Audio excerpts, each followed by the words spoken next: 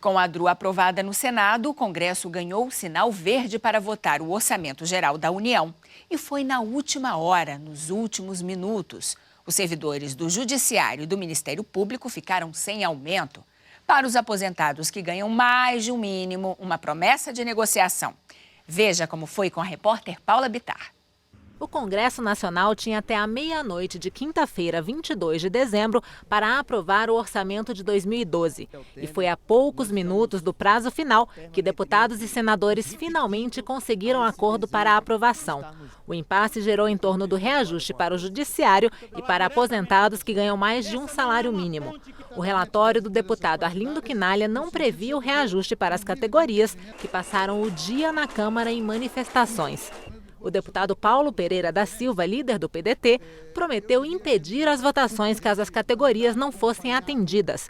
Em plenário, o deputado quase provocou o encerramento da sessão. Gostaria de ter aqui na casa 86 deputados e 14 senadores. Como não existe, eu senhor peço presidente, pela ordem, senhora senhor para presidente. Encerrar a sessão. Mas parlamentares que queriam ver o orçamento aprovado ainda neste ano reagiram imediatamente. Essa medida do PDT vai deixar o Brasil sem orçamento, deixando o governo federal, que é a 7ª economia do planeta, sem orçamento no meio de uma grande crise internacional. Vamos raciocinar então que a gente não aprove orçamento. O que é que isso garante em fevereiro ou março ou qualquer outro mês do ano que vem, do ponto de vista dos interesses dos aposentados? Me parece que nada garante. A sessão foi suspensa e, finalmente, com um acordo que deixou de fora os reajustes, mas com a promessa de instalação de uma mesa para negociar com os aposentados, o deputado Paulo Pereira da Silva voltou atrás e permitiu a votação. Em votação, redação final na Câmara. Senhoras e senhores deputados, que aprovam permaneçam como se encontram. Aprovado. Em votação no Senado. Senhoras e senhores senadores, que aprovam permaneçam como se encontram. Aprovado. O texto final do orçamento estima a receita da União para 2012 em mais de 2 trilhões de reais. 203 bilhões de reais serão gastos com pessoal, 186 bilhões com investimentos, 85 bilhões vão para a saúde. São 3,9 bilhões de reais para compensar estados e municípios pelas perdas de arrecadação com a chamada Lei Candir.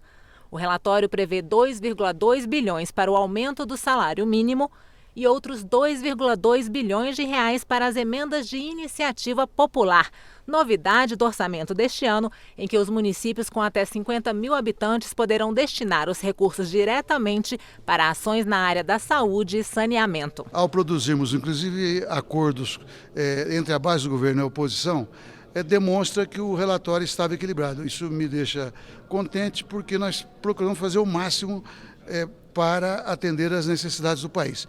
Então, sob esse aspecto, foi um final extremamente feliz. Orçamento aprovado, PPA aprovado. Na última semana de trabalhos de 2011, os parlamentares votaram também o Plano Plurianual, que traça os gastos do governo para os próximos 4 anos. O texto prevê gastos de 5 trilhões e 400 bilhões de reais entre 2012 e 2015. O Programa de Aceleração do Crescimento e o Plano Brasil Sem Miséria estão entre as ações consideradas prioritárias.